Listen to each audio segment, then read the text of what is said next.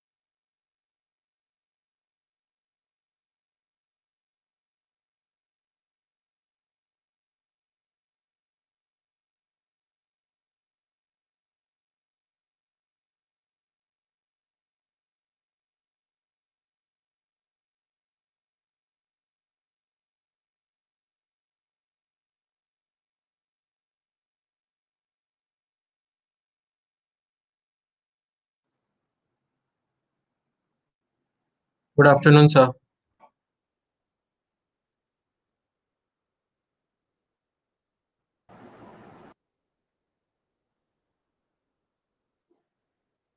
Good afternoon, sir. Good afternoon. Working still? Yes, sir. Yes, sir. Still working. Audible, yeah, audible. Right. We are just waiting for people to join in. Sure, sure.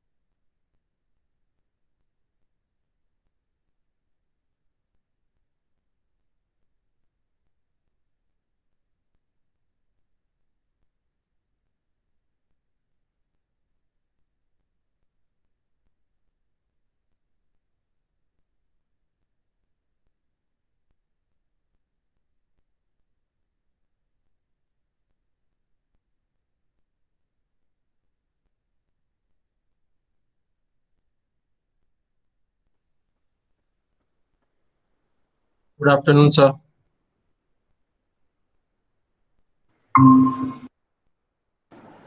Good afternoon, sir. Am I audible? Kiran bhai, namaste. Kem છો? Sir, you You are have on to mute? unmute yourself Yeah, now. yeah. Yeah. Yes. Okay. Good evening, sir. Good evening. Yeah. This is Hiral Joshi from Kutch, Gujarat. Wow. Good to see you all, guys. Yeah. I was in Kutch just last week.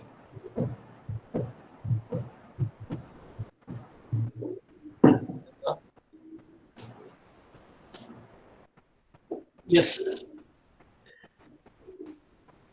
Am I visible? Yeah. Yes, Yes, very yes, yes, much. sir. Yes, you Yes, are sir. visible, sir. Okay. Okay. Okay. The back is a tapestry or what? No, these are, that's, I can explain quickly. Uh, that's a Nilkant pick from the Badrinath. So it's a mosaic tiles by artist of Samrisa. And that's a work by painting by the Vinod Shah from Baroda, very good artist, very senior artist. This is some from Bhairavi Modi. So that she says the importance of Gujarati.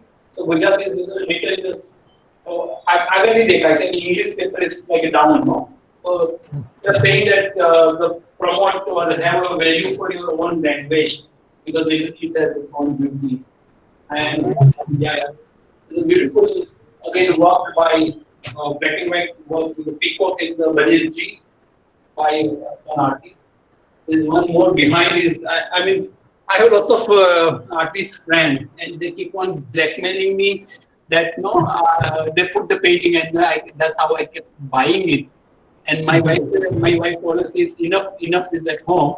So everything is at my office now for a while. Good. Right. Inflation of art. Right. Okay. Yes. Yes, sir. Okay. So we'll starting in some minutes till everybody can join. Okay. Right.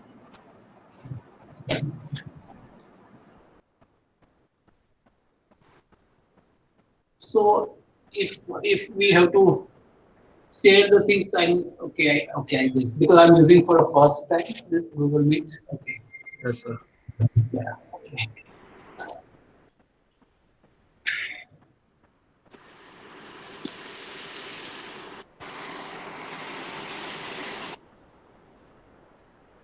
You have all staff at the office or partly working from home? Now we already started. Almost everybody has come, but no, yeah, some people become like family member or a corona warrior, and then they stop. So there was a girl. Good. They found their mother-in-law had a positive. So Oh she is my God. coming now. Before that, there was a girl. Her mother got corona. So she, Oh, I luckily, see. both of them have come negative. So it's fine. Oh, good, good, good. But somebody was telling me that in September it is going to be even more higher, and that's what is happening. It comes to That's so the many. national figure is showing so that it Yes, almost is frightening. yes, very But fine. because now there's no system that would take care, and now there's no identifiable source, anybody and everybody. As I was saying, it's true that last 2 weeks, every case that you know is somebody that you know very closely, kind. Earlier it was a number, then it was name, and now it is just somebody who was even met you, kind. Yes, yes, true. So it's like now Yeah. It- anything, anytime, anywhere. yeah. Good evening, Vasu sir. Vasu sir has also joined. ओ भाई हमें बोलिए कि ना बोलिए permission Evet sir. Yes. Var आमटी आम ले लो. Right, right. Yes. यार sir. मस्त जरा बस headphone मस्त. Good evening, sir. क्या है Hi Ren came there. Yes. Must also come shop. Yeah. मस्ती. Oh.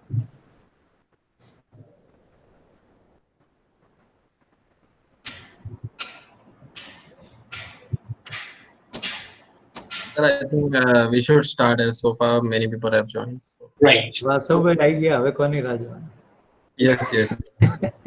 લો લો લો બજાવ બજાવ બજાવ શેઠ આજે તમારે જાગ આજે હું કઈ નહીં બોલું બસ હમણાં એટલીસ્ટ અડધો કલાક નહીં બોલું પછી Well, so જવાનું Siddharth, maybe you can start explaining about it and then maybe tell us how to go ahead. Yeah. Yes, I'll go with the just introduction. So, welcome everyone. Thank you for taking time out and joining us for today's talk series. My name is Siddharth Prasad. I'm fifth year student at Anand National University. Just a little information before we get started.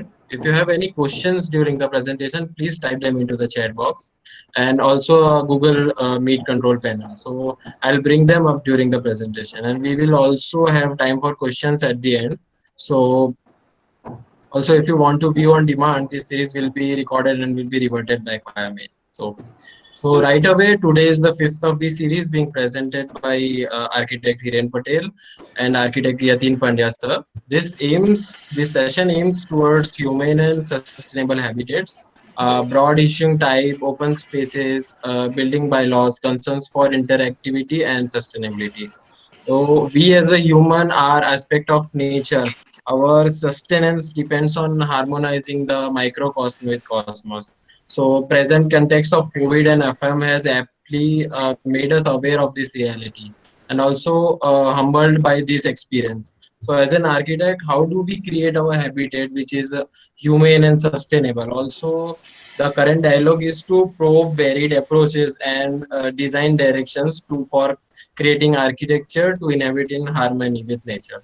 We would be honored to have you share your thoughts and gain knowledge, sir. So, yes, with this, I would like to introduce our first presenter, architect Hiren Patel, sir.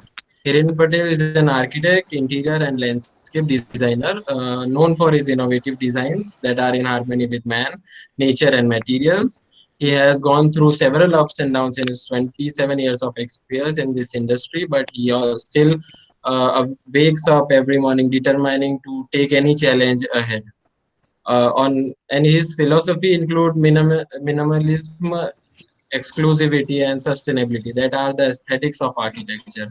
His eagerness to learn reflects in this persona as he takes pride in embracing change as the only constant in his life. Hiren sir is also a vivid painter and makes big watercolor paintings inspired from landscape. He's a teacher, mentor, and friend and confident to everyone who crosses path with him. So, with this, I would like to hand over the charge to you, sir. Okay.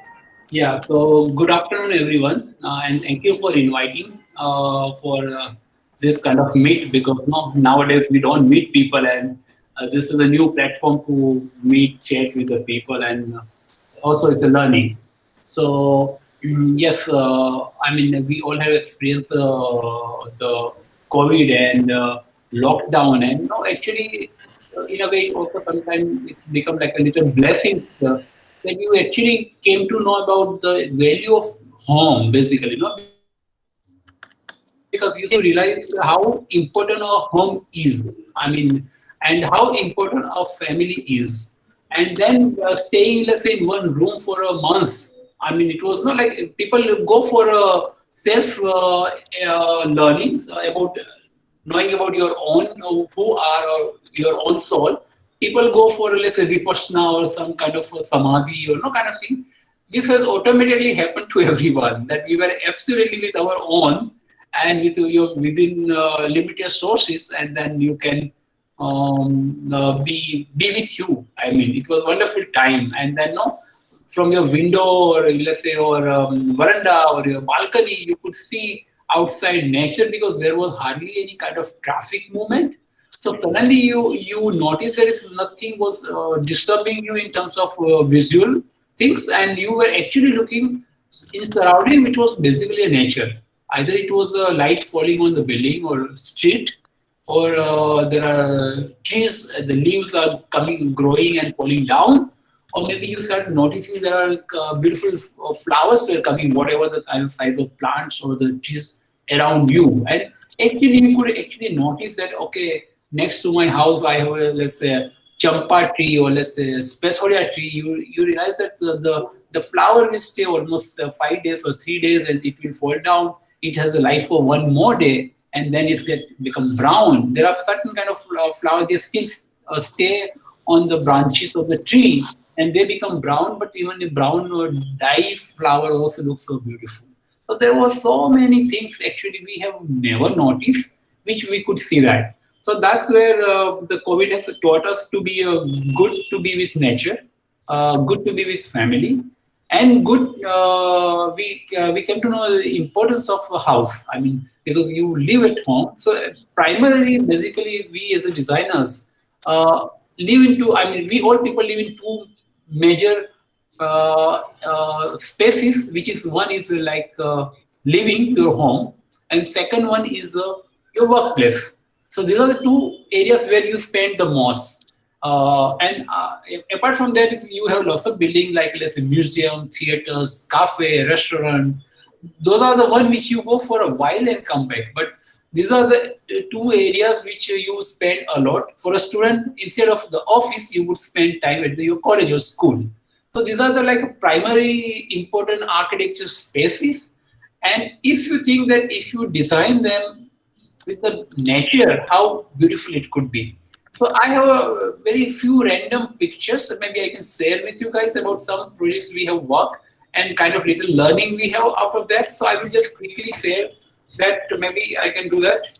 Okay. So yeah. Uh, how do I do my okay. So it is on the right bottom, present now. Okay. So are you able to see? Okay, it's loading. Yes, yes, yes. It is visible. Yeah. Yeah. So okay.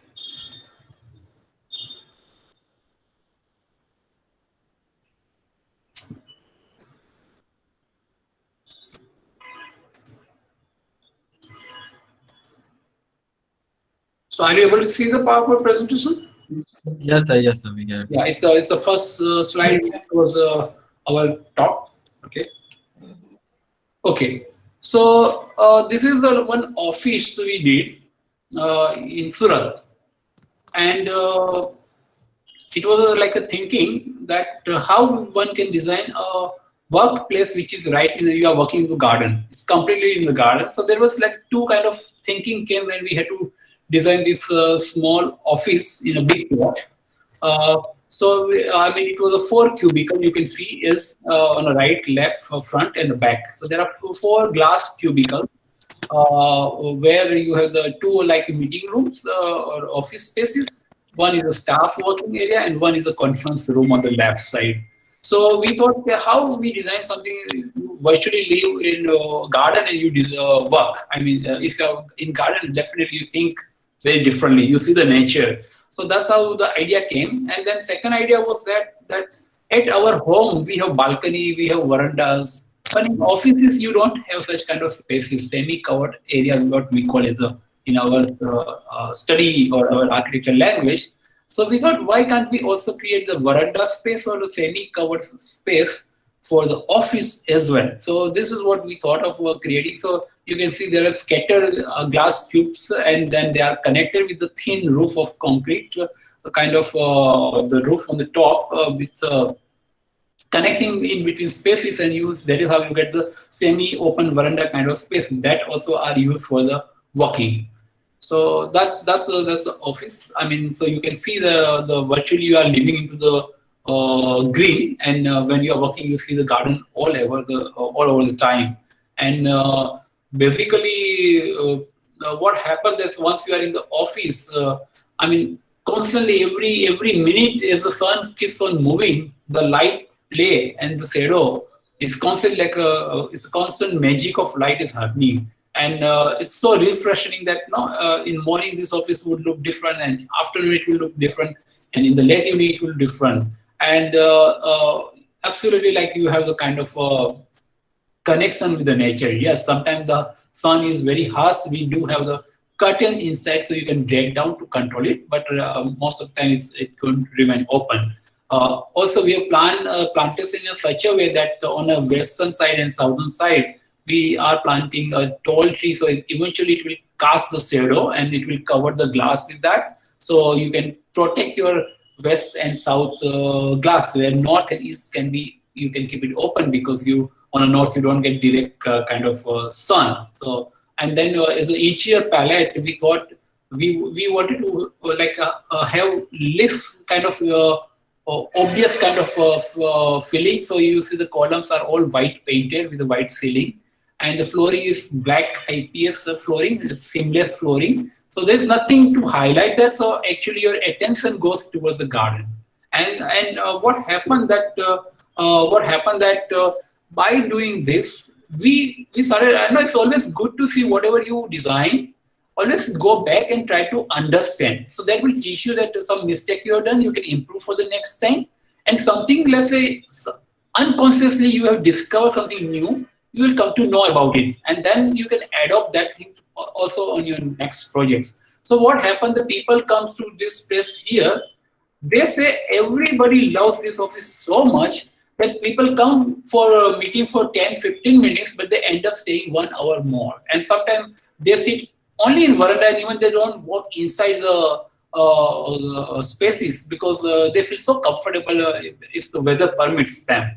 So that's what we realized, that bringing a nature in workspace makes you so happy, very comfortable, and you become more creative and you become very calm. And even the loss of pressure of the work, visitors also comes, they also feel like sitting and stay long with you. So that was a new kind of learning happened. You can see this curve kind of form was the idea that we really wanted to not impact the architecture, and we wanted to have that seamless quality connecting the nature. So we thought, let's create the form which least hurts your eyes as less as possible. So that's how the free flowing roof came. That was an idea. That's a kind of thinking process, I would say.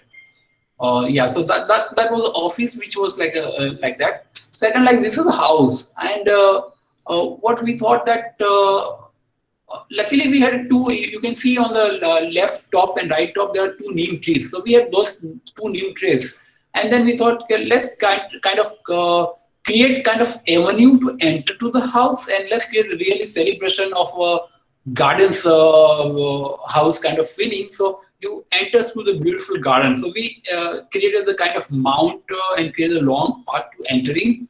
And then we had this dead palms and the ficus and a lot more kind of different variety of plants to create the avenue.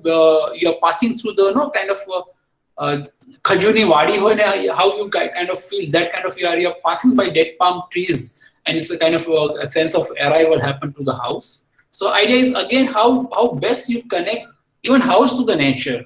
So this is that one formal living space, and we thought it would be good idea to have the completely glass all around, and that's so you're virtually sitting in the open pavilion kind of space, and the height of the space is much higher. So you literally feel that the roof is tall, and then you have more visual connection towards the garden. What we did in the left side, we created the compound wall plinth around 7 feet, and we fill up the soil, and then we planted the trees. So what happened that the trees started growing from 7 feet height, so they become more taller, and we actually got the kind of privacy from the neighboring areas, because we wanted to have privacy from the next door houses. So that's how. And on the left side is the north, and the front side is the east. So we have the lawn because you get sun in the morning, and then sun doesn't hit.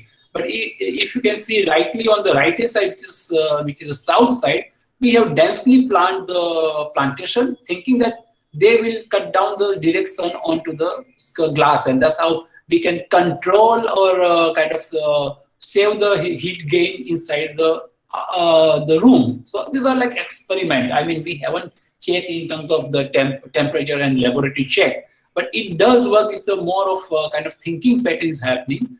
So that's how you can see drastically the north side left is completely open, where the right side is a glass, but it's completely covered with a dense plantation.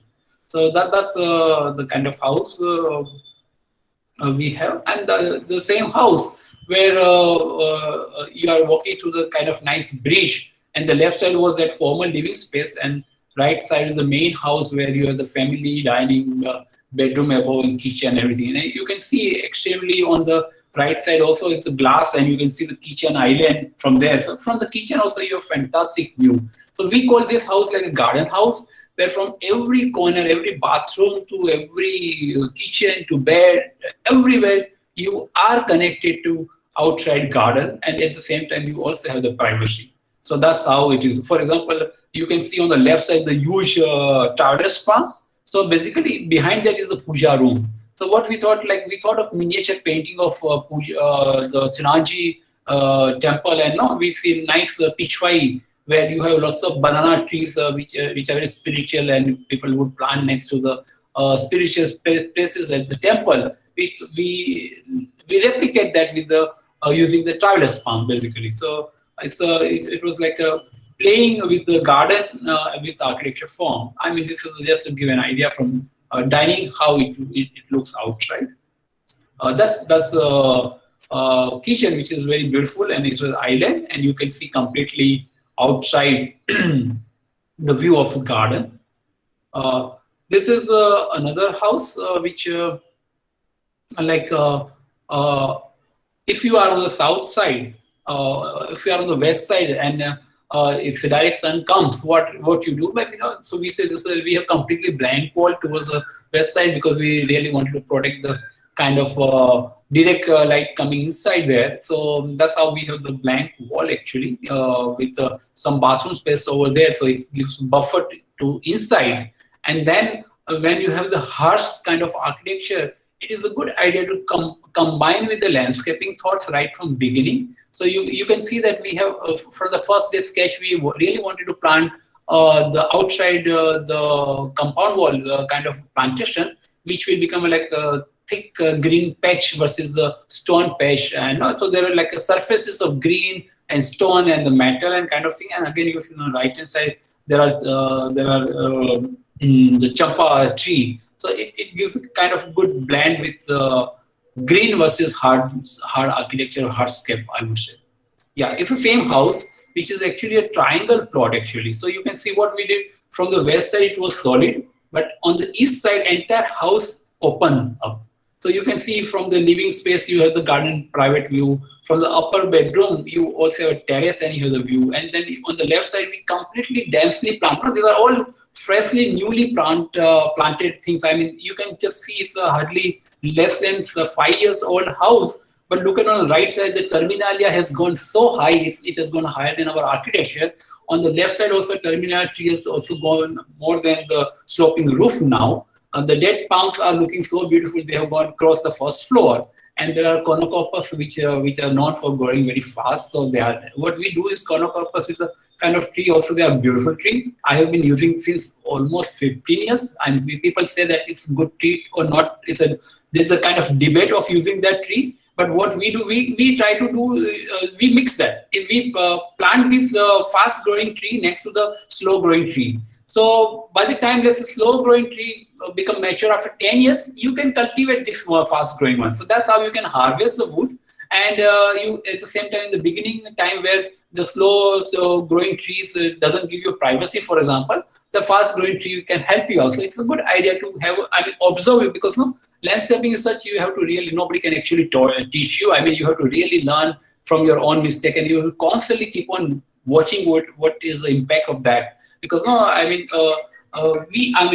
I'm not a trained landscape designer, so it's always kind of, it's like eklavya that you need to constantly work upon and see that what results comes. So from the private house, I just came to the one project which is a high-rise apartment.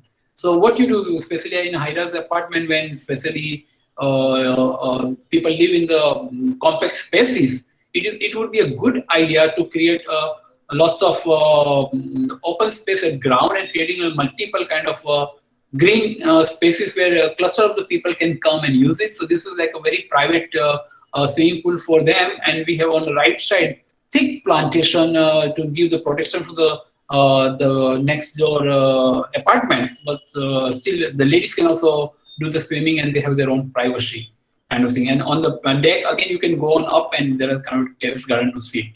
And this is like around the blocks. There are 5 blocks of apartment. What we connected is them from outside ring where the car would move, but inner ring is all pedestrian. And then we have a nice, beautiful kind of veranda spaces where people come down, sit, talk, and now it's like a kind of, it gives a kind of resort feeling. And there are connecting paths which is connected with the semi-covered tensile roof of fabric. So people, we see that people in the morning, people comes down and doing morning walk and kind of, it's like a really happening space. So I mean, we really had, I'm sure Yatin Bhai knows much more than me and about the wisdom of our traditional architecture, pole houses and kind of the common facilities we had. So this is the vertical living, but how can you bring that essence of community spaces at ground where people will come down, meet each other, and it's like a healing that if you talk to somebody else, you relieve, no? Because in today's urban life, we have lots of stresses, lots of things are there. It's good to come down, meet your neighbors and talk and kind of thing. So this is like very inviting spaces at ground floor.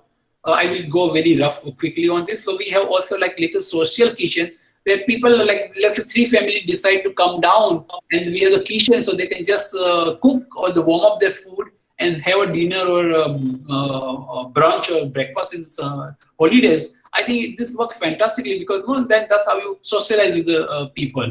So that's how we have this nice, beautiful kitchen at the common space. We have seen that people, and after COVID, I'm telling that everybody has become like a nowadays chef. No, I mean everybody. So now they run kind of somebody from because 100 families staying, and every family would have somebody expert. So now what they do, they teach each other. So somebody will say, I know how to bake let's say, bake or make biscuits. The lady would come down, so they will have social media network, and they on WhatsApp group, they say that this Sunday, I am going to demonstrate how to cook the, let's say, brown bread. And then they come down, there's a kind of class he would teach, and that's how people learn. So it's such a wonderful thing. When we had designed, our clients, the builders were really skeptical. They were not sure about how this space will be used. But now after COVID, I mean, it has been so popular that people love coming down and doing their skill of cooking, and that's wonderful.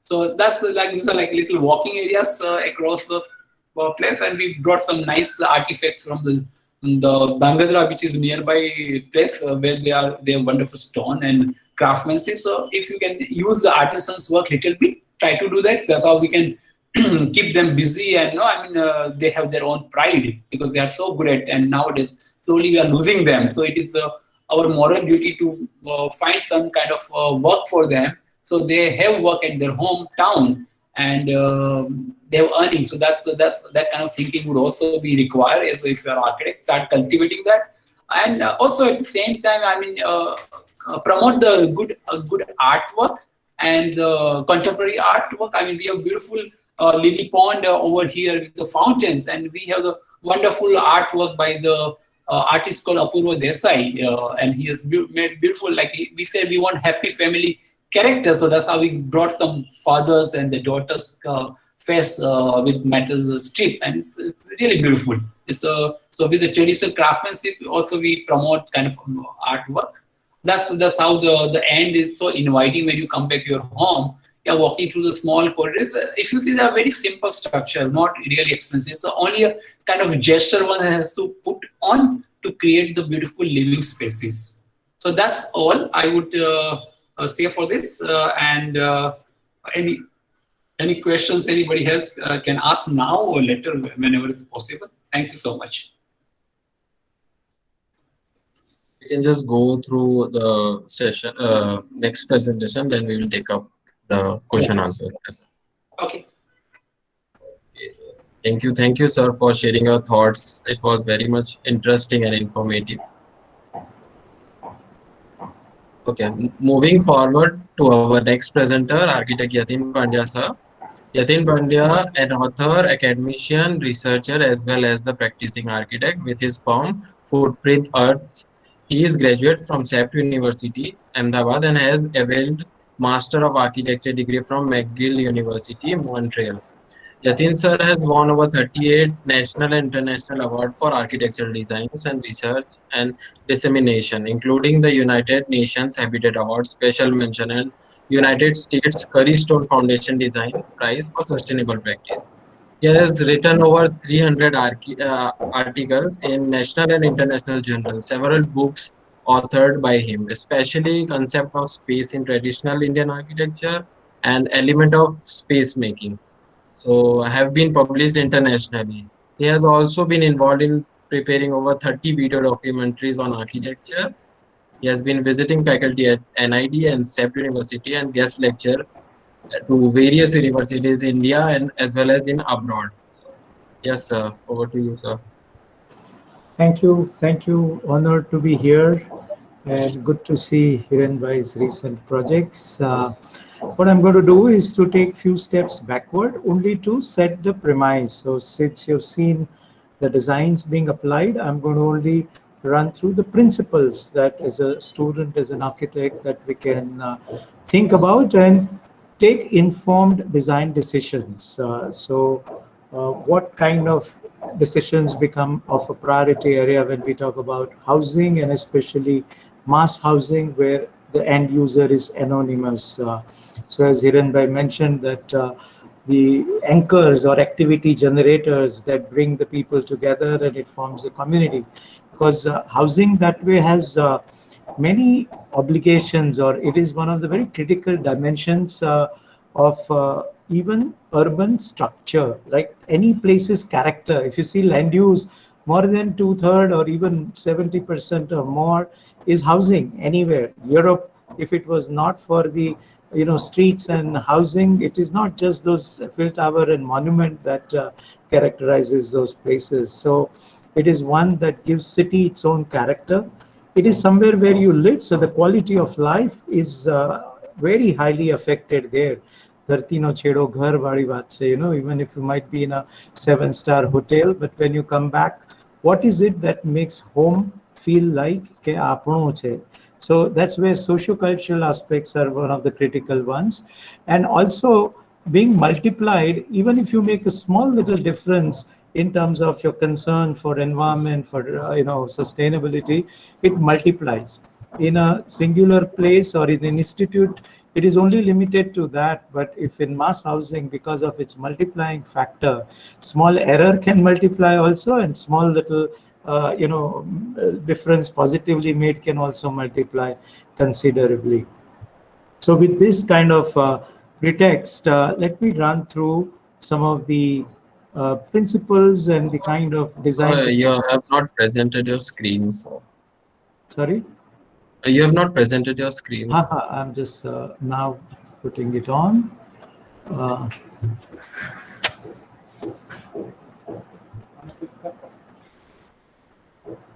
Yeah. It is visible.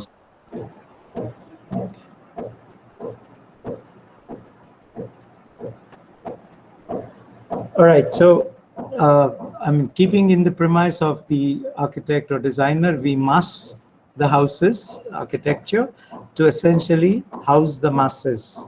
And the goal is to have humane, sustainable, and equitable habitat. As Hirenbhai also mentioned, and we all have experienced, that pandemics often, the constraint can be turned into a virtue. It has taught us many things. It has taught us humanity, equality, humility, frugality, and sustainability. We have learned that we were trying to overpower nature, but basically we understood that we are a microcosm to the cosmos. Till we coexisted, we are okay. But when we try to overpower, we need to kind of think about our place, and we are not the only one. There was always this assumption that we have probably populated so much, we have overgrown for the capabilities of this planet. But same number of people, but undue systems being kind of eliminated from the overall functioning, we saw that nature corrected its own course, and water, like Delhi pollution, nobody knew how to take care of it, and it did it by itself. So whether it was air quality, water quality, nature blooming, as well as even animals occupying the space which we had pushed them into brink, salt, and whatnot. So the point is that how do we, at this point, pause and ponder and take these lessons further so as to kind of deserve the corrected planet in which we now live. And this is not to frighten us, but it's only to pause and say that how simple it was to do things. Hiranbhai was mentioning as well that home, we were in 4 months within the place, except for you not being able to meet girlfriend physically and hug. It was not feeling like a jail. It was quite a wonderful, in fact, in some ways, except for the work part and the economic part, you miss that. And the whole world could be at standstill. And thanks to the changing nature inherently changes every day, morning to evening. Nature meaning sun, nature meaning vegetation, nature meaning people and activity, nature meaning light and its variations, and so on and so forth. So the whole thing was that, and we could learn that, look, diversity of space is useful thing. Morning we could be here, afternoon we could be here, we could be with family and being with fellow human being. So basically that existence has two fundamental pillars. One is human to human bond and kind of a coexistence, and the other one is human to nature. So with that, if we now look back at the kind of a race we were having to so-called create smart modern city, we need to question, was this an idea of growth simply, or was it the notion or a vision for the progress or the kind of future world?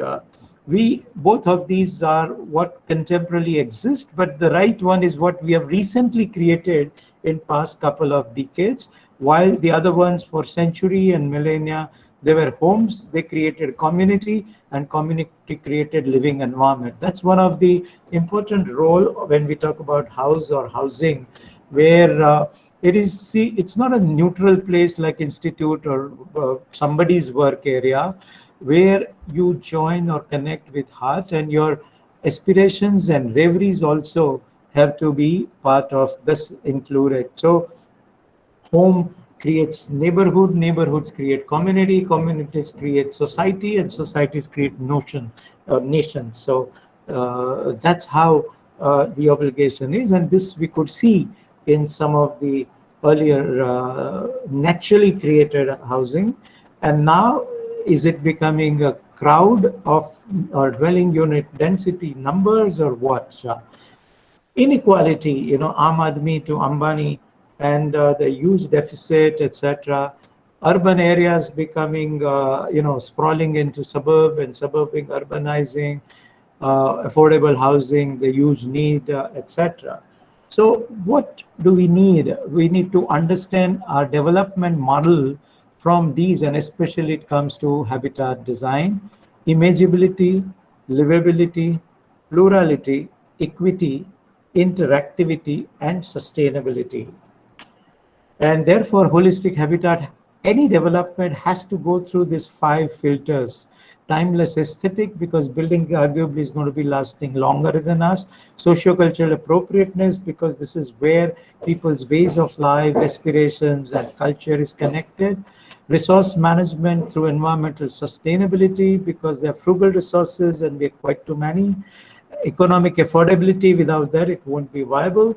And of course, structural strength, because it has to last beyond. Now, if you look at the ways that architecture of the place, that is we call vernacular, and that when multiplied over a period of time, it becomes traditional. It is of the place, for the place, by the place. So if we see these pictures, we can very conveniently guess the climate base, the cultural ethos, as well as material, etc. But when we look at this, we have problem. And even if I put the name, we will very innocently accept it. It could have been a bluff. Both of these are Kerala. We need to pause and decide which Kerala makes sense, which Jaipur is for us, and which Kolkata we need to promote. So where often, we don't like to look at our backyard, or we don't want to hear what grandma is saying, but we pay fortune to pay American consultant or Maharaj, and Maharaj ke beta ja, yehi kar tu jo tere baap ne bola tha, and then we do everything. So Singapore was a small fisherman's village, almost got independence around our nation's time. and it had nothing. And suddenly, for its virginity, it attracted a lot of tourism, and people started using it, like earlier Bombay to Khandala, and likewise for conventions, for exhibitions, and whatnot. And suddenly, it got its riches, but it invested its riches into such concrete megaliths. And they found that somewhere in 97, after becoming rich, it actually had lost its tourism. And being a kind of autocratic country's governance, they ran an analysis and they figured that actually it had lost its identity, asmita, the uniqueness. And they overnight issued strictures that I think Singapore, we belong to this is our character and ethos.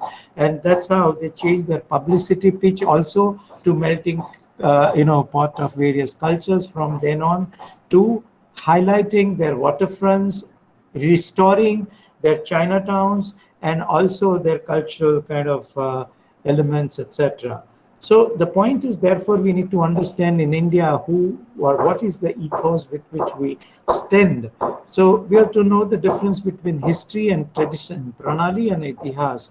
History is a dead tradition, while tradition is a living history. The very fact that it survives today is a proof of those values even being shared today. Otherwise, it would have been obsolete.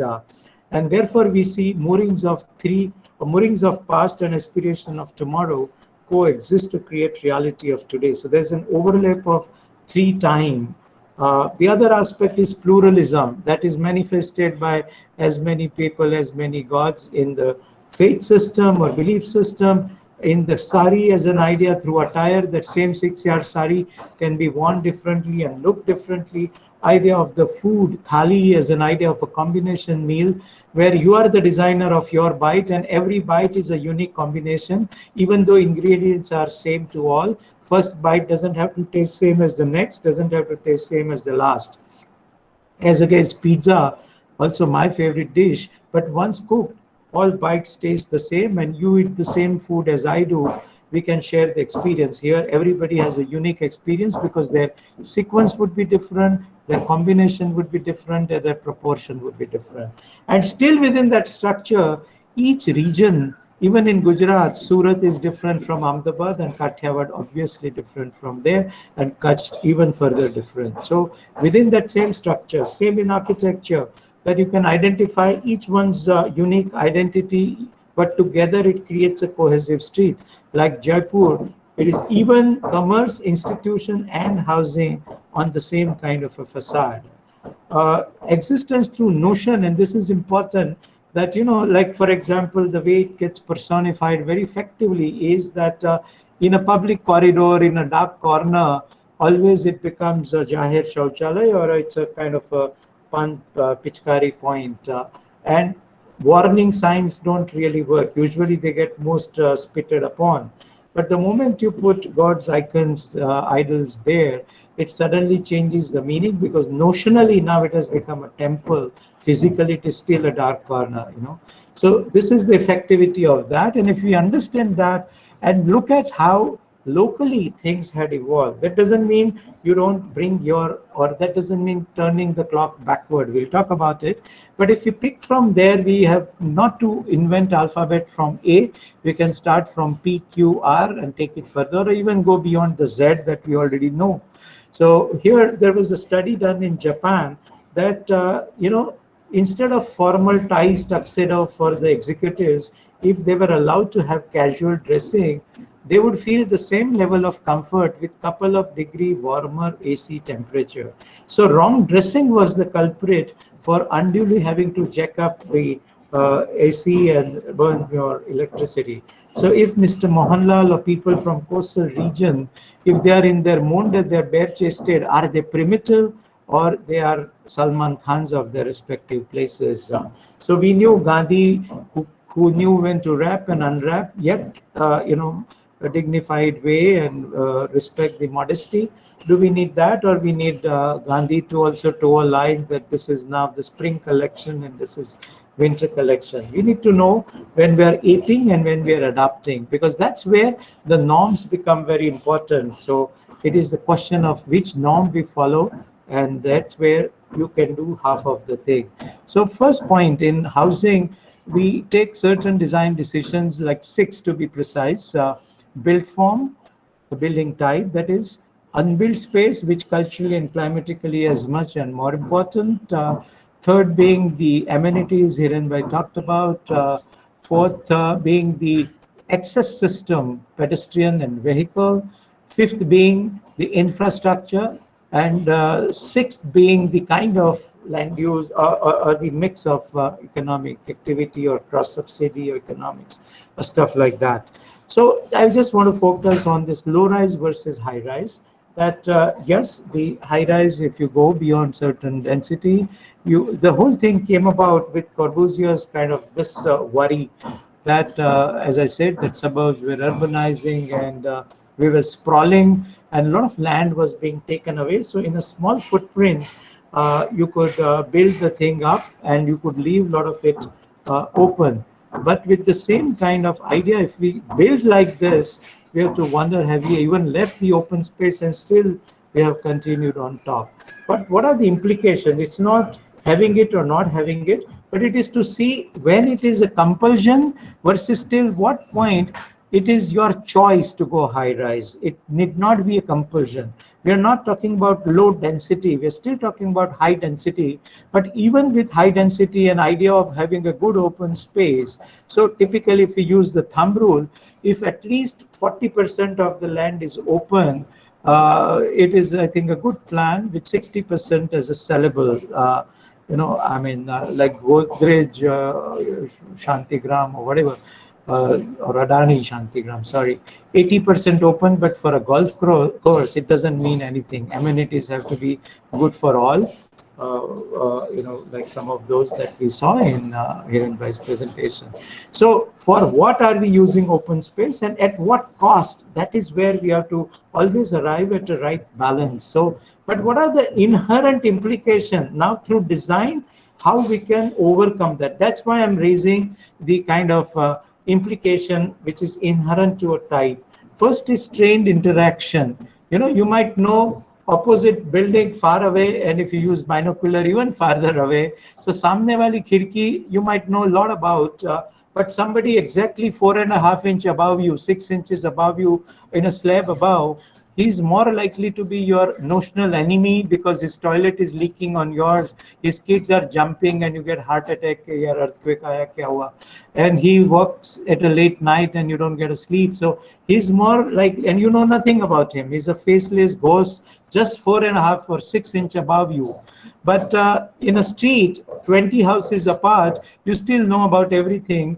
ये काका शाम को इधर ही बैठता है, केम छो काका, કે લૈયાપુ ના બેટા તું તારું કામ કર ને, મને ખબર છે તું મારી છોકરી ઉપર ડોળા નાખે છે પણ તારી દાળ દળવાની નથી, so that is by virtue of being in the same icon, that creates a sense of indifference. That indifference that has been studied on has created increased crime rate, where their visual monitoring, the usual kind of habit of પંચાત, નીચે જતા જતા ઉપર ડોકિયા કરતા હોઈએ તો 2-3 માળ સુધી તો કોના ઘરમાં શું ચાલે છે બધી ખબર પડી જાય, but in a taller one you don't even care. You think people sharing the even elevator, you are concerned about it, you ask anything, even if there was a murderer or some kind of a nuisance element there, thief, you will have no right to ask question, and for that unduly you have to have other sets of systems when it affects the neighborhood quality itself. Then tool user group. So there was a study done in New York with Christopher Alexander, and he has those pattern languages, of which one pattern is 4-story limit. So there he found that the same building, but the third floor crime rate was significantly lower compared to the same building, the block and the kind of people and neighborhood, the 13th floor. So it was purely the floor to be attributed for that. And we also know from Louis Pritt example, where, very modern building, but because of the kind of crime rate, etc., it was attributed to the building, and the solution was to demolish that modern kind of building and do it in a different way. Two user groups get adversely affected, the elderly and the toddlers, because they can't keep going up and down for their routine. And like toddler, you won't put five-year-old toddler onto ground and say from 8th floor, "Ke beta niche jayne ram પછી હું તને બોલાવું છું," you know. And elderly also can't keep going up and down, and therefore their confined kind of living is not necessarily that great for a neighborhood quality. And even it is going to be expensive. Like often the argument given is that, okay, land is very expensive, so you would get tall. But you have to also understand it's a chicken and the egg. It's a catch-20. That if land becomes expensive, if you allow to go higher up, you can get more yield, and therefore you don't mind paying even more for the land. So it's a kind of a catch-20. But structurally, because of the earthquake, every floor that you add, you're adding 10%, reinforcement and whatnot, which your structural engineer will tell you. All services are anti-gravity, so mechanized services, and you have to maintain, that there are always fights in high-rise about people living to 1 or 2 floors not paying installment, and guy on the 9th floor has no choice but to put it. Now, the point is, therefore, just to remember that these are the consequences, and if at all you choose to do this, what are the design kind of, alternatives or design kind of obligations with which you overcome that. This is just to say, of course, one FSI is only relevant to certain contexts, but I was just saying that our poor houses, actually it has 2.7 FSI on a plot. So it is much higher, 1.5 times than legally allowed 1.8 FSI in 11-story apartments, So it is just how you slice. Of course, the simulation for one, we will see higher density simulation as well. But it's the same cake, same kg, same money. But if you slice vertically, everybody gets the cherry and the crust. But if you slice horizontally, somebody gets the crust, somebody gets the cherry, and somebody gets the inner middle one. Same way, argument about freeing up the land. If you have 1 FSI and you build 100%, then you get 1 FSI, it's no good. Moment you go 2-story, you've got 50-50 open space and build.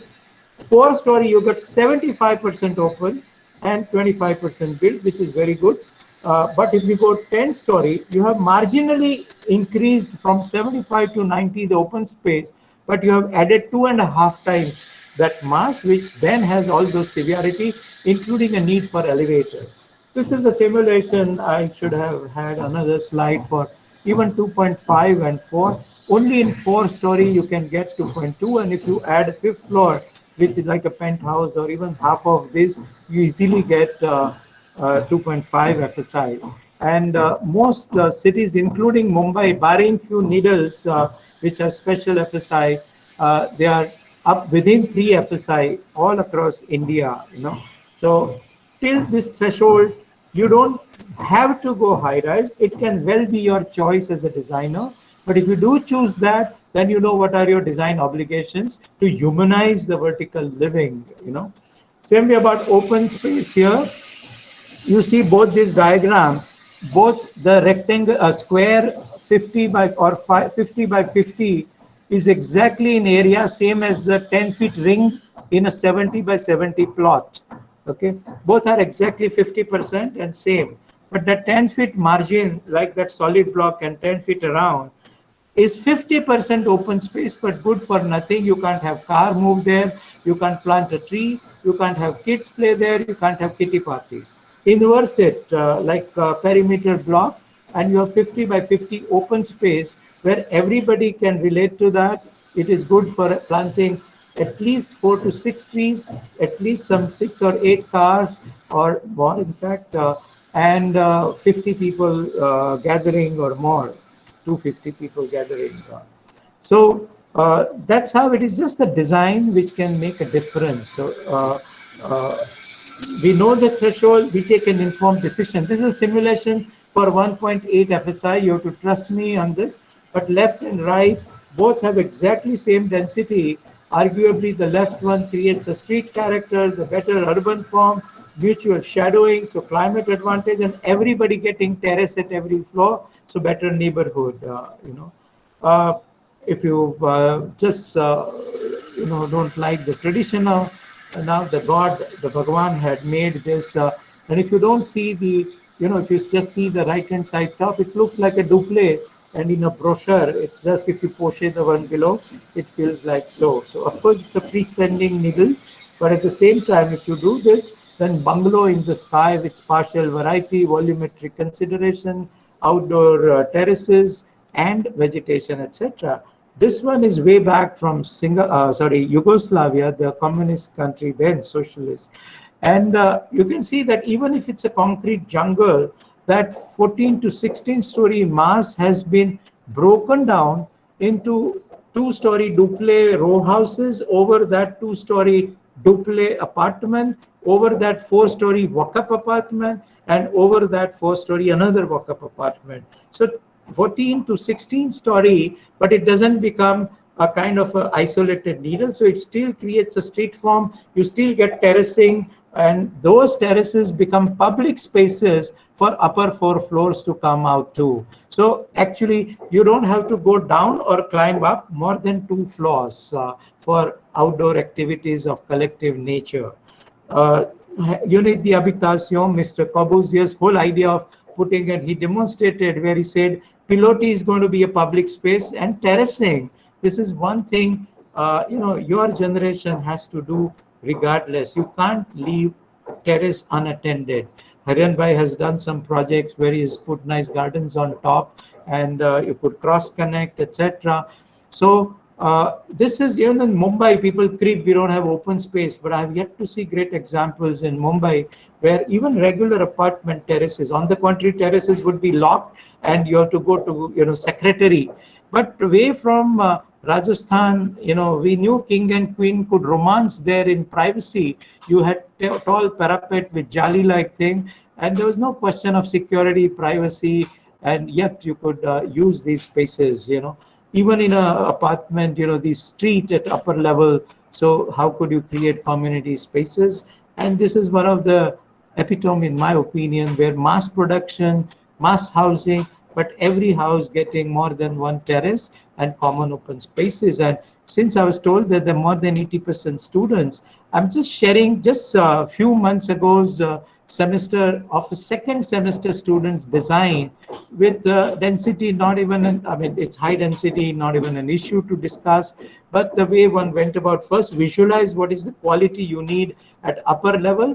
And with these kind of explorations, it could do kind of a tall building, and all services taken care of, all structural logic looked after, and you can see different color is different mix of areas. So it is not also tower A is 3 BHK and tower B is 4 BHK type, everybody getting terrace. And externally, you could access these terraces through another system. So staircases, you can take elevator to go from ground to 11th floor, but from 9th to 11th, you can take a staircase and come into a sort of a next terrace nearby. And three-dimensionally organized amenities. So it's not only the ground, but you could have 4th floor as a kiddie party area, and 6th floor as a club, and 8th floor as a gym, and likewise. So you can kind of really integrate. So we need to develop a model for high rise where it's humanized, and we have to find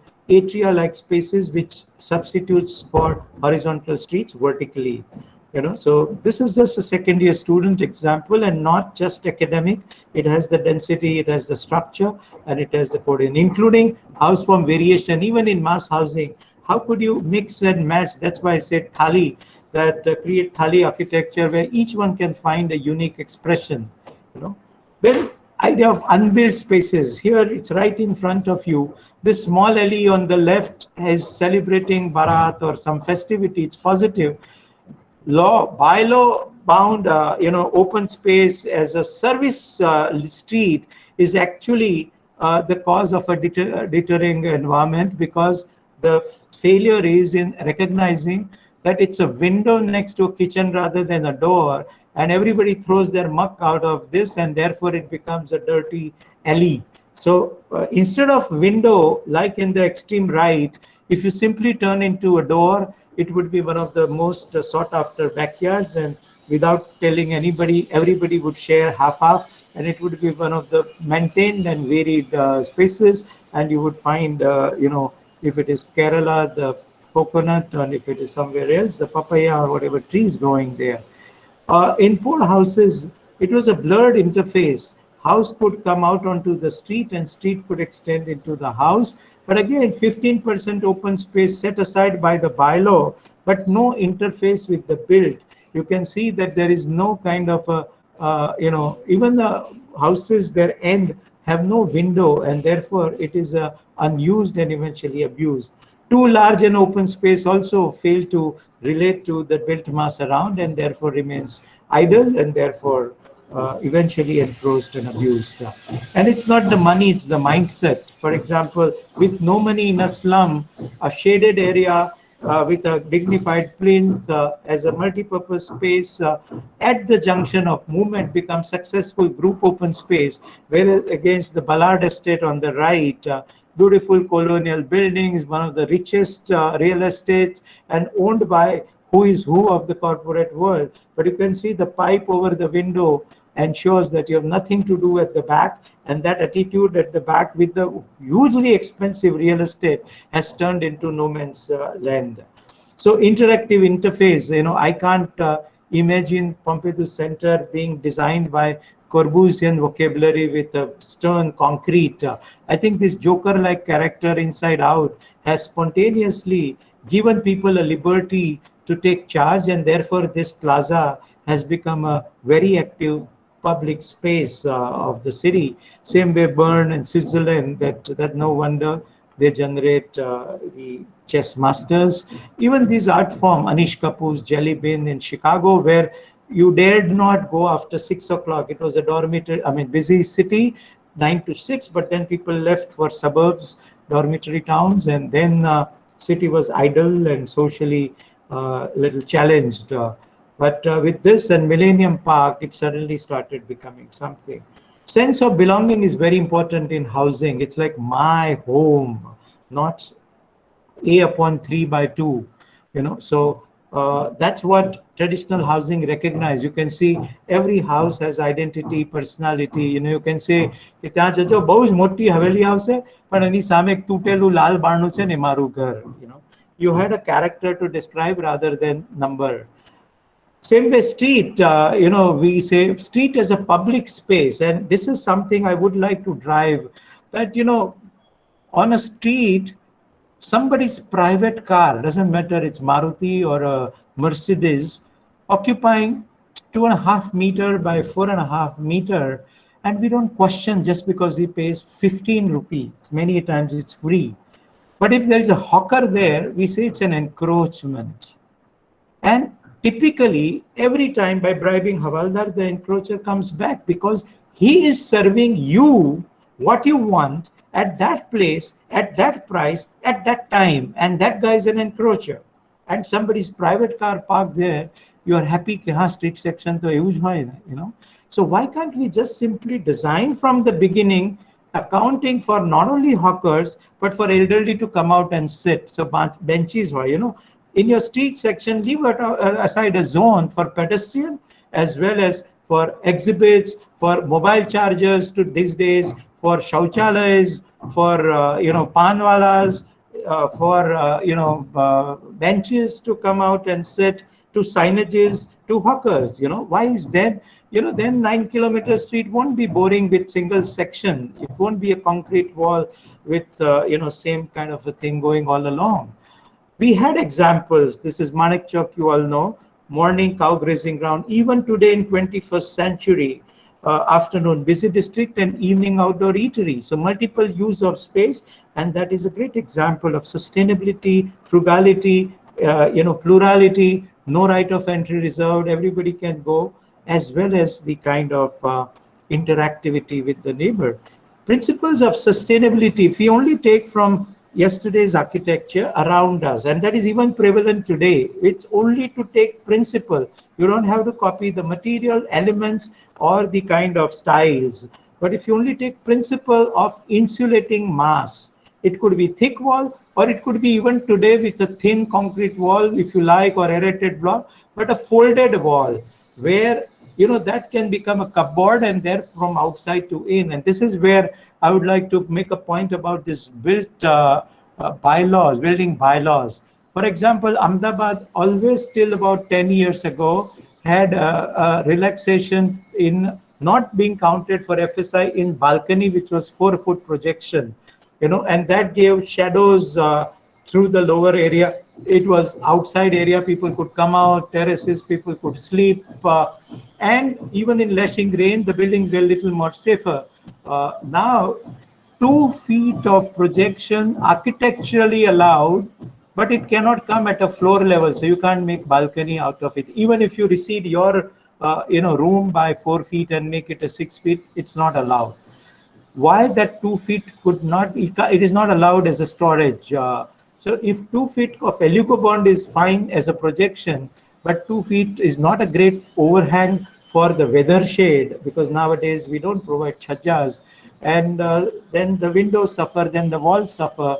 But if that 2 feet was available as a cupboard, then your rooms would be larger, and that 2 feet of insulating mass through the storage, dead storage, would have even given you the less kind of impact of outside. But with insulation always goes ventilation, which is what fixed glass doesn't give you. You can have insulated glass, but the heat generated inside, all of us emit 75 kilowatt every now and then. It doesn't matter how cool we are, we produce heat, and that actually needs to go out. Otherwise, you have to further kind of cool it to offset for that. So cross ventilation and upper level ventilation. We have enough sky component. So burning electricity daytime is a crime for illumination. We need to diffuse light. And we had these jali, which could work for privacy and culture. So Padmavati could see how Khilji looked like and didn't want to marry him. And Khilji died without just guessing what Padmavati looked like. So one-way communication and privacy. Venturi effect, from a small hole, the air would take velocity and you would pull breeze, it will reach farther with pressure. And Bernoulli principle, compressed and released, it would microcool. And as a lure, thickness being the same as the puncture, 45 degrees sun, and therefore most of the time it will give you illumination but not direct sun. And we know contemporary times, Mr. Laurie Baker used it a lot. In traditional 3-part window, ventilator on top, panchat mate, 4 vage lipstick karine kholvanu, and the lower one for the cool air to come in. And like thali, you could permute and combine for your need of privacy at the time of the day, for the given moment and event, and for your own notion. Courtyard, another one, my next book soon, hopefully would be 500-page book on courtyard houses of India, does the same. And it was also a point of harvesting rainwater. Roof, even with sloping roof, was a sleeping area, was a neighborhood chat area. This is where it is a society, it is not even a neighborhood. It's a city that comes together. No boundaries, ye tera ghar, ye mera ghar. And even reproducible terraces, which Corbusier taught us from 1954 with Manorama Sarabhai, or vertical thing. So just to look at very high density in poor areas, higher than any neighborhood with high rise that in Ahmedabad, at least 2.6 FSI, 60, 2/3 of it as a plot sellable, multiple use of space, that is street, morning chores, afternoon kitty party, play area, evening socializing, watching the bird, and festivities. And this whole principle of vertical floors projecting out, so that when sun is overhead, entire facade is in the shade. When you have shared wall and the upper floor, 50% of your vagaries is already taken care of. Courtyard, further micromanagement, and likewise. And even the way of life, it is not just, and that's what COVID taught us, how much undue things we didn't need for how many, months altogether, So like this jhulo, swing, what fan does with electricity is what is done by the swing with muscle power. and you could just remove the chain and the katha hoy tyare akho ek common jagya thai જાય. When you ઝુલાવing on that, you get it like a fan, and you can change the direction. એટલે વહુ આ બાજુ વાળતા હોય તો સાસુમાં આમનો હિંચકો ફેરવી દે, અને હિંચકા પર નવું કુશન કે ચાદર નાખી તો દિવાળી થઈ ગઈ. So like that. So with that as a premise, just 2 or 3 examples of how can we make a difference with design, with this understanding. This is a simple, it is not even an architecture, it's just a kind of product design, a small installation. When in a slum they don't have a courtyard and yet have a deep long house, last rooms are invariably pitch dark, and even in a May afternoon it is very hot, so they have to use fan, which also gives you the hot air, but they have to use the 60-watt bulb to illuminate even in May 2 o'clock.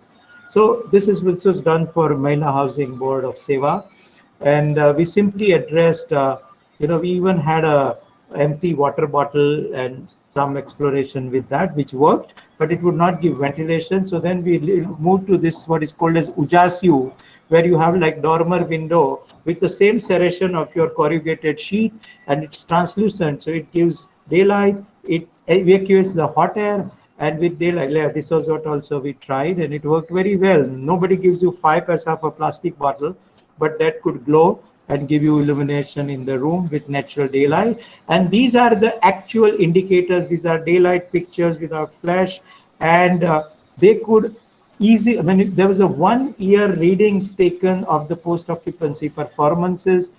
Each house minimum 250 rupee electricity bill saving monthly, minimum of 15 rupee increase in a home-based economic work. Their kids could now sit inside and do homework, and their health index improved, etc., etc. From that to mass housing, this project, but how qualitatively you make a difference. Density and quantity is exactly the same from what left diagram, that is the Indore Development Authority, and right diagram, that is Vastufield Foundation. Open space proportion is the percentage is the same, number of houses the same, human density is the same, everything is the same, and yet it is cheaper than the other, and arguably closer to the ways of life. So first, this finger-like network where vehicle and pedestrian separated, and that which is diagonal green, you can see is a shortcut, no vehicle passes through, and people can cut across entire, it's like a small city, 40,000 people planned for in the first phase, and over 20 years doubling up to 80,000. So class 1 city is 1 lakh. So it's like a small town being put in there, and therefore it is not the plot that you are worried about, it's kind of plugging into the rest of the city. So this becomes a shortcut. When these walking distance, 1 or 2 minutes walking distance, and you get convenient shop. So you don't need to take a car like Houston. You have a kids play area in the cul-de-sacs and small plazas. Street itself doubles up for daily chores and such activity. Those service lots turned up, widening of the street can become a social ground, daughter's wedding can be held, and personal yards for all your extensions and needs. Variations, this is one thing, and today it's becoming strangely more and more stricter, that architecture ne na bola hai, isliye aap color of the corridor wo bhi nahi badal sakte. While, who likes to wear the same dress? Why, even if, there was no uniform, did everybody wear the same in colleges? No, because that's your identity, that's your personality, and home is a visible symbol of family's identity, as somebody said. How do you bring that in mass housing? One is you give catalog of alternatives, so there are choices. कि हमारे यहाँ ये भी है, row house भी है, bungalow भी है, ये भी है, ये भी, but it has to be congruent, and certain schemes have that. Like I showed you the Yugoslavian, it was a duple row house, then it was a walk-up apartment, and then it was a tall building, and so on and so forth. So like we had these choices of who you could worship, pluralism, that is. Another one is flexibility. In all commercial projects, we do that. We never do partitioning. We do frame structure and toilets, which are constant, which people shouldn't fiddle with. And you could subdivide from 150 square foot shop to whole floor of 15,000 square feet corporate house. But in housing where it is most needed, we don't do it. Why can't we think of that? That even in a and it is actually more simpler to do that, because now if you go with a earthquake and all, if you do a frame structure, your wall is not participating in load sharing, and therefore you could do it accordingly. Like I said about sari. And third, kit of elements. Why architecture ने बोला है कि आप यहाँ पर color भी change नहीं कर सकते? Why all kind of balconies they doing मेरा वाला pink or मेरा वाला green would have become a fantastic kind of non-boring thing. So kit of elements can we not have, like thali, you can mix and match same ingredients given to all, but mix and match. So that is what was done here. This was just one officer and ke rang do sab gerwa, and that ho gaya gerwa. But otherwise, there was a color scheme given, incrementally growing. And from this, lessons about kit of elements. You can have same formwork to do at least 3 out of these 4 options of staircases, multiple projections, multiple railings. These are the least in a facade you can do, and different types of openings, not even stylized. And as I said, we had actually designed a color scheme so that that's a trigger, like it was done in LIC housing, so that people could. So with those permutation and combination, 72 demonstration houses, each was unique. No 2 houses are same. They might be similar, and they are also meaningfully different in layout, etc. And over time, when it has grown, you can see people have exercised that option. This street would have been terribly boring on the right, that is, if people did not exercise that. And in fact, 75 centimeter of extension zone was given. Open spaces, and you can see cultural differences from tabela to shrine, and different economic group can coexist. You can see for the same infrastructure and neighborhood, and inside you could be your master with what you do, and that's what gives the sense of belonging. And the last one, participatory project in post-earthquake. Of course, this is rural, but these principles can well be applied in urban. So this was done using the design, with the people taking charge of choosing their neighbor, location on the site, etc. With model shown the orientation, with the peg given the understanding of the scale, and then self-help, they building their own house. So youngest learn from the older this traditional know-how, and they kind of also take pride as well as sense of belonging, and they would do as they want, and their cultural ethos are manifested. This being mud housing, it was 75 rupees square foot, stronger than the other, because we saw the results even in earthquake. The new ones with Virat Kai compressive strength gave way, but the other ones, which we call kacha, withstood. We have records of 67-year-old Bhunga with every architect's sign of having been visiting that house, and so, and their cultural ethos come. And inside is also not a decor. It is actually white clay with a mirror. So the small aperture, the light comes as a small aperture, one in a diffused way or in a small proportion, which can be magnified. So inside is not gloomy. And of course, you can use today's know-how. So even if it seems like a joke, this was a paradox, but useful paradox, to have a thatch roof and yet have a solar light inside, or a smokeless chula. And where the clay was dredged from, the in situ building of those blocks actually dredged the ground, and that with clay strata with 3 inches of rainfall create a in the middle of desert. After that is Kala Dungar and the border to Pakistan.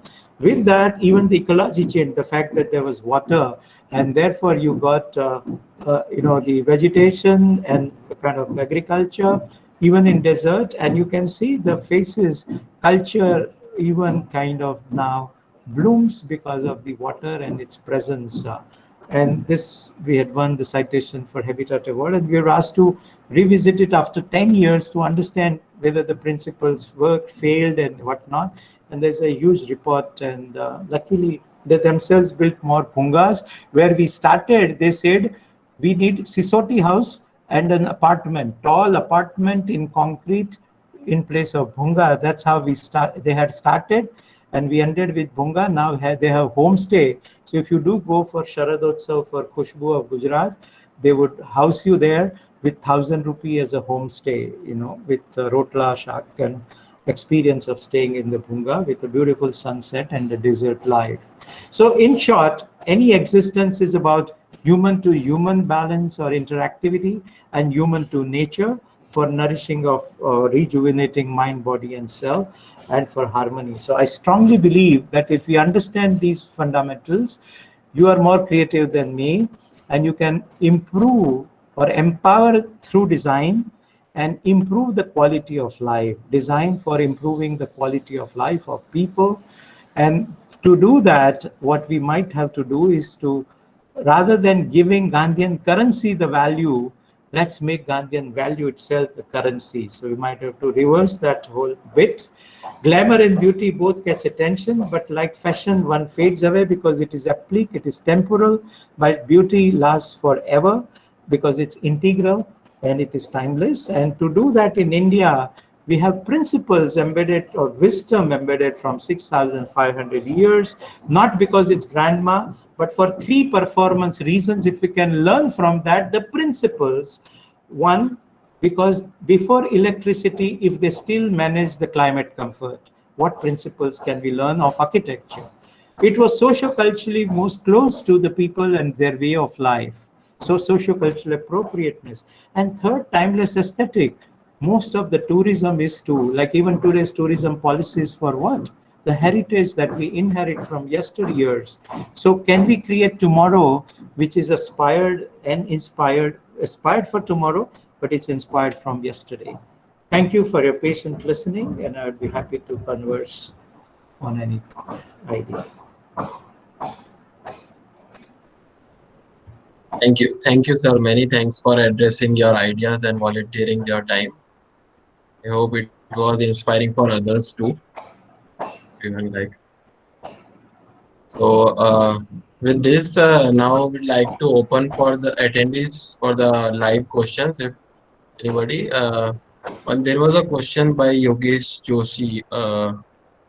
I think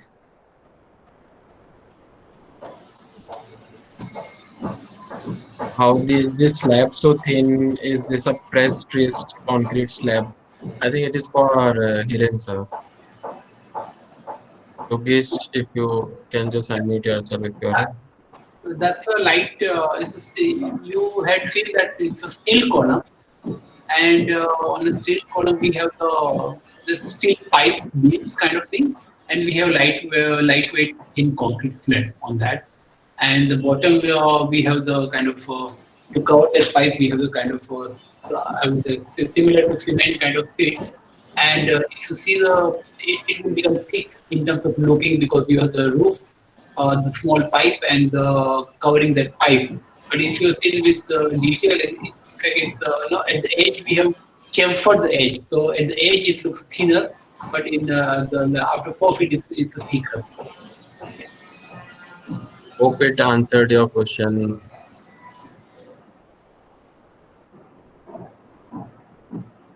Yeah. So there is another question dropped in by Akash Panchar. This is diverted to Yatin sir.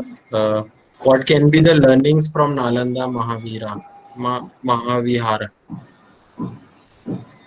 That is Mahavidyalaya is he mentioning? Takshila, Nalanda type? Yeah, sir, I guess. Okay, if that's the case, basically you have to understand it's not one building, one thing, but if you saw the plans, first of all, they use local material. They created human scale spaces. Of course, if it was for gathering, they relied on courtyards and all that, because we understand from the history that there were several lakhs of students there, both Vidyapit and the monks who used to study, and it was one of the largest library also and whatnot. So first they would have managed the climate. It was actually under the rivalry of Hinayan and Mahayan. It was burnt out. Otherwise, it was a huge collection of books and library. So they would have had managed the climate comfort by the mass, the insulation, the ventilation, and yet get enough adequate illumination because there was no electricity then, and you couldn't afford to keep burning the bulbs, the oil lamps. So that is to be learned out of it. So shared walls, because if you see the whole plan, they were shared was the courtyard kind of feature for collective activity. Why do you have to have social gathering on May afternoon, 2 o'clock? I also grew up in a school where always cultural programs were in the evening and sports days were in the winter. So why do you have to have a sports day in April and afternoon? You know, and many schools, even I'm sure Hiran Bhai would be facing the same. That each school is saying, "Okay, 1200 chokrao se, we need an air-conditioned auditorium for 1200 kids."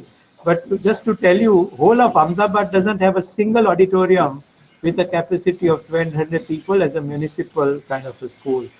Your Tagore Hall is 737. So what I was meaning was multiple use of space. Even terraces can be used in the evening for sleeping, daytime, or in the shadows, the angan could be. That's why orientation was important. Local know-how and spanning with the stone or whatever local material then, and this so use of local material, correct moderate scale so that you don't need high technology to span that, multiple use of space, courtyard as a feature, and protected fenestrations, and thick insulation with necessary ventilation. Uh, Hope it answered your question. You can unmute yourself if not. Yes. We can take one more question from live and then we can move for Google Form questions. Like this is also the second one to both. How will this pandemic change your design philosophy in the coming year? If it doesn't change, then why? Mhm. Yes, I can. If I say for myself, it strengthens this. A lot of these you don't have to speculate. Like Hiren Bhai was also saying, living with nature. And I mean, there's no argument on that. Now, whichever form you bring in nature, nature can be view out of a window. Nature can be kind of vegetation which keeps changing because it's not boring. And not only vegetation, but because of the flower, we do seasonal blooming of plantation. Like Hiren Bhai said that fast growing and slow growing. Same way we say that seasonal blooming in terms of fruiting and flowering.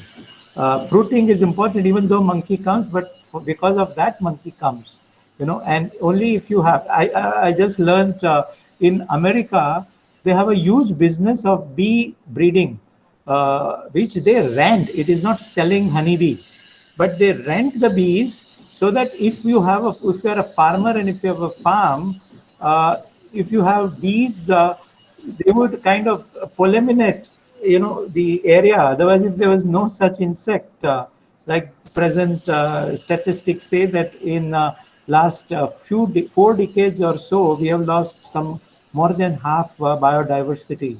So they actually rent it so that it fructifies and whatnot.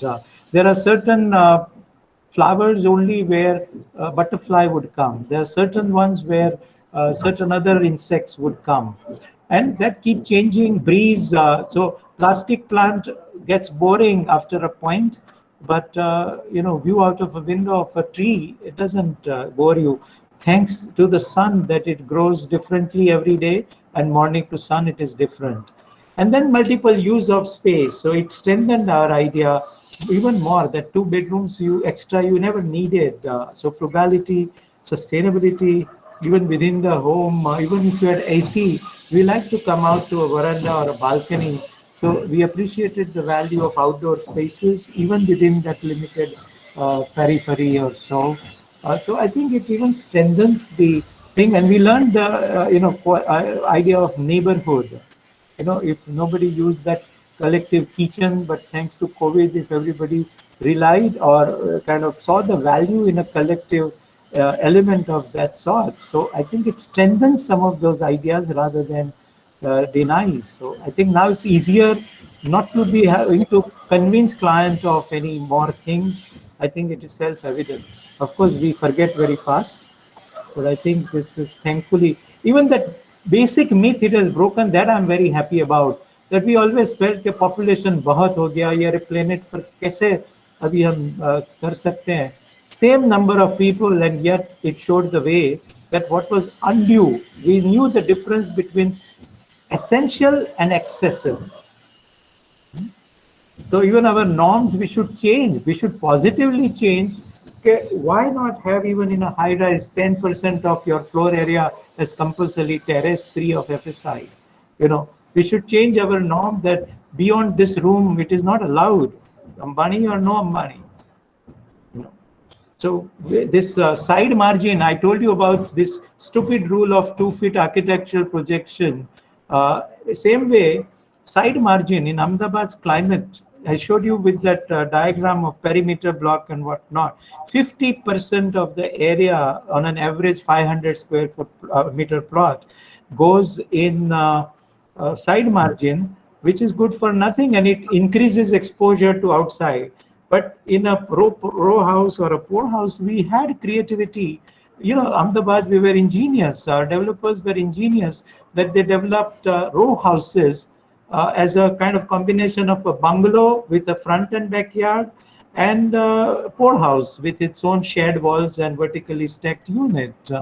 And they got commercially high density that time compared to four-story walk-up. It was more sought after. That's why Jai Shefali, I don't know, was one of the most popular for middle income, and Shamal 1, 2, 3, 4, 5. I don't know how many it became, etc. Hiren Bhai might say other things. Hiren, if you.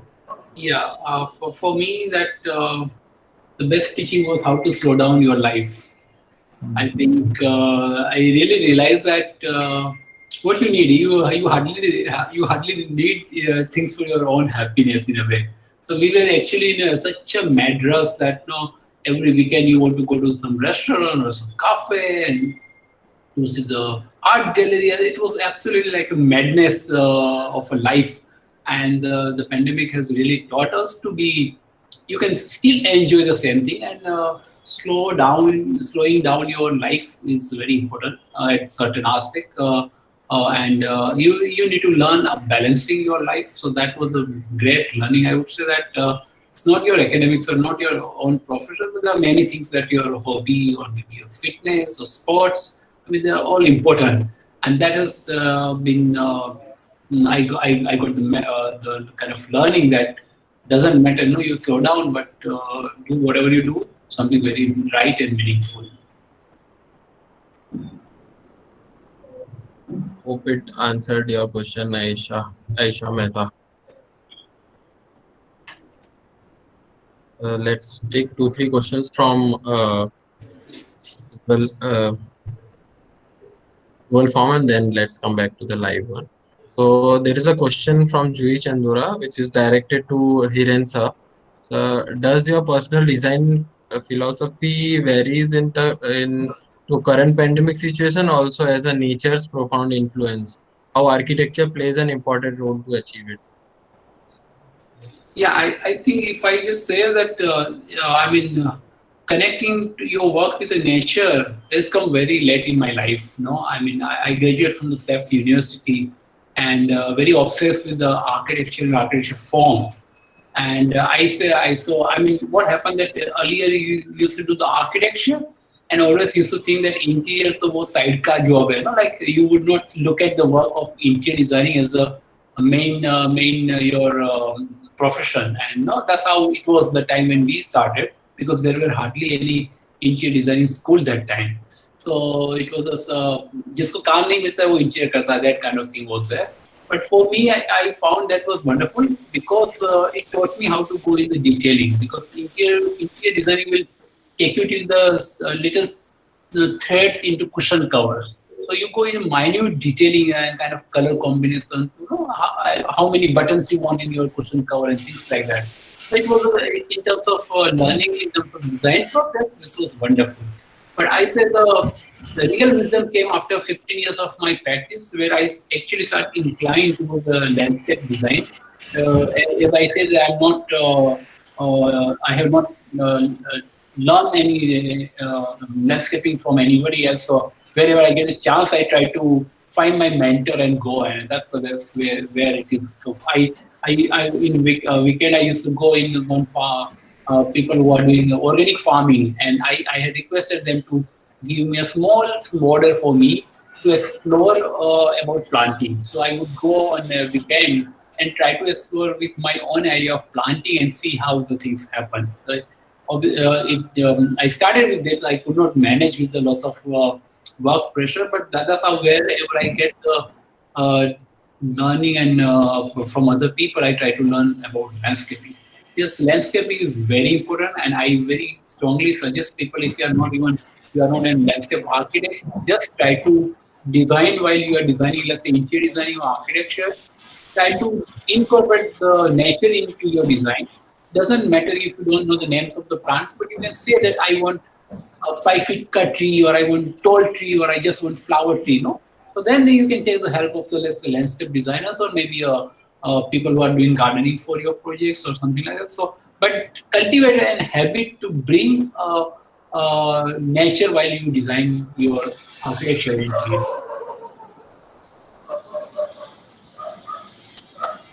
Hope it answered your question, Jui.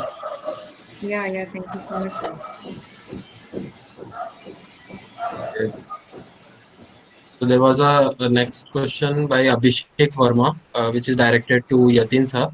How can we meet the housing demand in India, especially rural India, in a sustainable and economical way?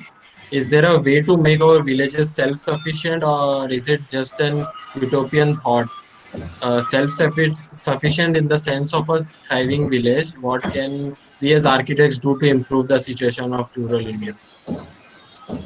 Actually, I would say villages are more self-sufficient than urban areas. Of course, like urban area depend on food on village versus we depend, or the village would depend on some other infrastructure facilities. So more than infrastructure, some product. So that's not interdependence, but primarily they have been living with nature, they've been living with fellow people, and they've been kind of producing things. So I personally would think that issue is less of but three ways you can meet the challenge of housing. One, let people do what they do, like for the shortage of time, I didn't put one approach of upgrading, in situ upgrading. Like even a slum, we call slum because they don't meet the infrastructure standard, or land is not occupied legally by them. But if you see the statistics of even Mumbai, as many million people, half of the city lives in a slum. But ironically, that 50% of population is only occupying 8% of Mumbai's land. So 8% can accommodate half of the city, and we are cribbing 92% open space. We're cribbing about. So if you give them the patta, you say this is now your own land, and then that with that tenure of right, people would invest. Nobody has invented houses for them, even if it's a jhompda. They might have pledged wife's jewelry to borrow money and then build even a shack. So house they can manage on their own, but if you were to split resources, give them the land and infrastructure, and let them build their own homes. So that is one way. Even if you do high rise, then why do you have to build a full house? Just give them the slabs, three-dimensional grid like site and services, and let people kind of build as and when and subdivide and whatnot. So one is let that parallel system, even not only housing or architecture, but India thrives on parallel system, which is informal system. If hawkers were not there, how would many things be affordable to as many?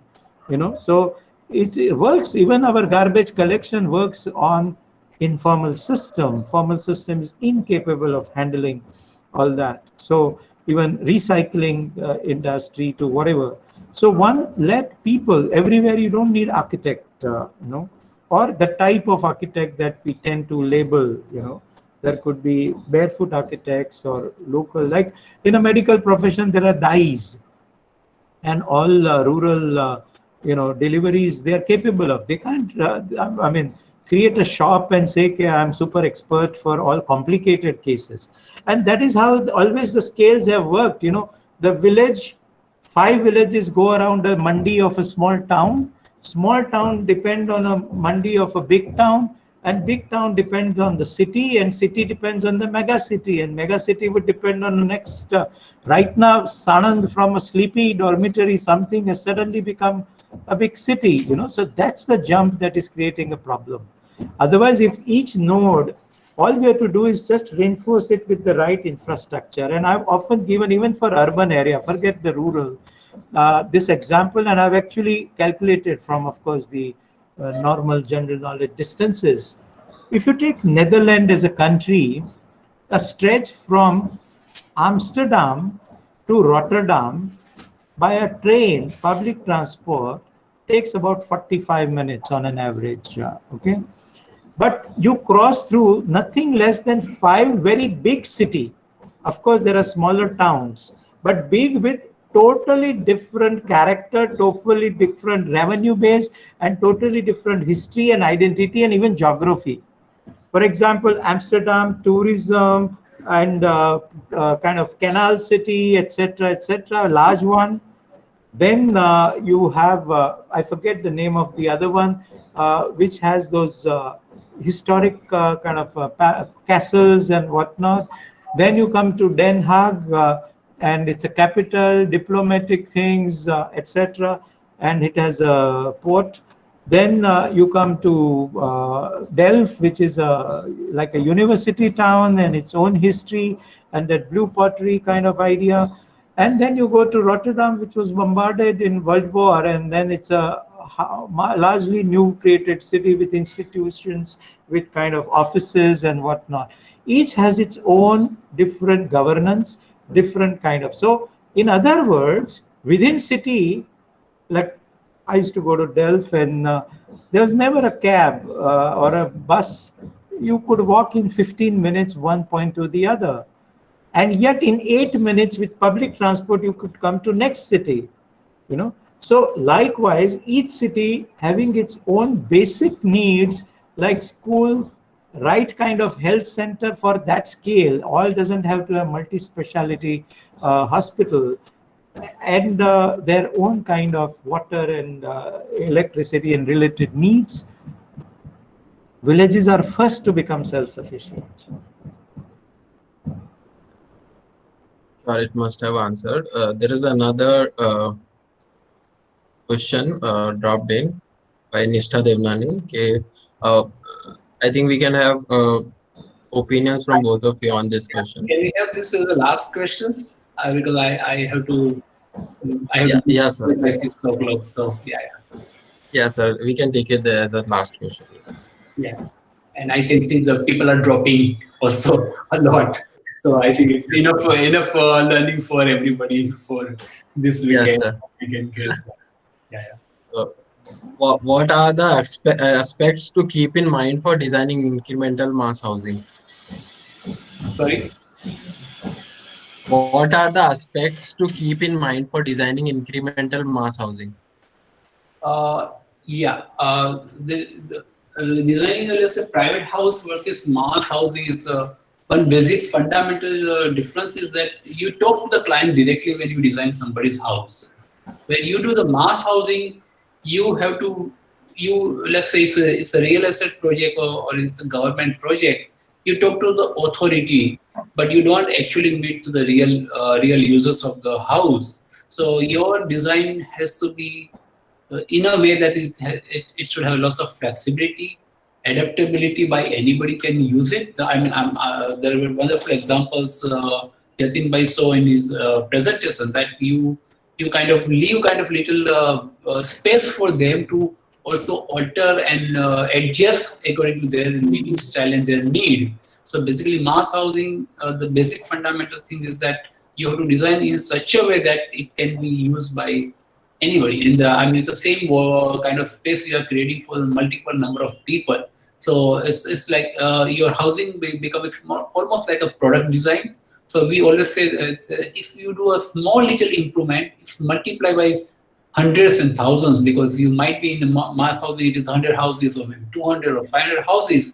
Let's say if you improve one window in terms of one room by cross ventilation, it will become 200. It will apply to 200 families, and they will stay next 20 years for that. So it's a generation, and you are no. So it is that sensitive. So that's where in single house, yes, you can do the mistakes, and it goes to only one family. But in mass housing, it multiplies. So you have to be very, very careful about whatever you design. Just two more dimensions to what he already explained. Flexibility that comes from structural kind of lateral division or combination flexibility, and which is nowadays very easy with the frame structure. But another one that can also go with it, which indirectly happens in a frame structure, is a modular coordination. So, for example, if I have 3.6 and next to that 90, multiple of 90, just as an example, I'm saying 90 can be services, your toilet, or can be staircase. 180, double of that becomes a small study room, can be puja. 270 becomes a kitchen or something. 360 becomes a living room, and now 450 can be kitchen and dining, living and dining, or something like that, and so on and so forth. So dimensional coordination, if you have, you might be able to juggle. For example, right now we have one big room, but later on, if daughter and son both grows and you want separate room, you could partition it without it not being functional. And so that kind of understanding of the design. And third one, a little open space even on the upper floor. And right now, one of the examples we can look towards is LIC housing. That it was not a 4 feet balcony, but a terrace-like space everybody got. And over 40, 30 odd years or so, it has been able to adapt. It's a street. Every house is a major drawing case study, with color being different, with railing being different, with extensions being made, and so on and so forth. So, and a small details also, because growth doesn't mean that one house become, the rabbit becomes an elephant. That's not a growth. Growth is like my belly versus Hirenbhai's belly, that I was as thin, but I should be able to accommodate. So stretchability to some extent. And even in Bombay, even in a government housing, what have they done? They have come up with Bombay grill, as we call it, कि grill को window को थोड़ा बाहर हटा दिया, और उसमें 5 चीजें वेरी डाइवर्स होती है. एक तो घर की साइकिल भी बाहर रख देते हो, बच्चों की ट्राइसिकल, फिर एसी तो रहता ही रहता है. Some people put planters, and otherwise all the storage, and sometimes you can sit there and watch things happening around. So even such small elements can become an extended thing beyond your given parameter. I hope it Thank you, answered sir. your question. Thank you, sir. Just one more question, sir. That is incremental housing necessary, like for internal changes, or it is both. See, housing is a verb and not a noun, which means that even if it was tailor-made, as I said, that I used to be so thin, and my stitched shirt for me with my, vital measurements would not work for me now. And now if I stay home and my wife is strict with diet, I might again become Hirenbhai, and again that would have to be restitched, So in a housing, you I can't grow hair, that I don't know, but I'm hoping to be in other sense the same. Yes. But you have a cycle which keeps changing in everybody, and for us it's a generation long possession. So you are young, you have now become the head of the family. Your parents may be single parent now. Then your kids were able to sleep in one room, in your room, and extended bed. But now they both need a separate space. And now your son wants to stay with you. Usually nowadays they don't.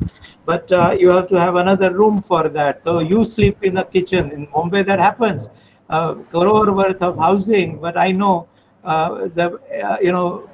when I knew them, they were like young age teenagers, and they used to be in a drawing room or a kitchen. Then their parents were having the master bedroom. Now they have a master bedroom, and the parents have gone into another one. So it is both, undeniably both. And house is not outside and inside. As Hirenbhai said, that even a tree or even your entry, even your neighbor is your house. जहाँ तक देख सकते हो आपका है यार. Why do you want to go with a plot? Go paper to government के लिए. But if I can see far off, that much is my plot. If I have a neighbor's, I mean हमारे बाजू वाले ने नींबू उगाया है और हमारे सब वर्कर वहाँ से नींबू लेते हैं, you know. So whatever is what you can enjoy is yours. Yes, sir. Thank you so much for answering the question.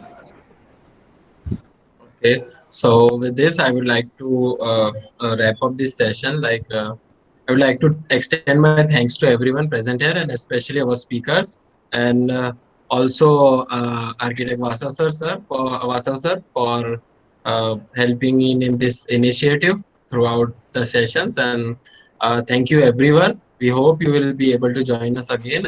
Await another drop of a message for the same. Stay tuned. This is Pleasure. the Thank you. Keep Thank you safe very and stay positive. Thank you, sir. Have a wonderful weekend. Bye. चलो ये बाने Thank you, Hiren bhai. Thanks, Yatin bhai.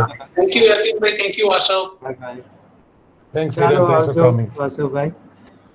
Thank you, Yatin bhai. મળીએ. Thank you, sir. Bye, Sid. Thanks a lot. Bye, sir. Thank you.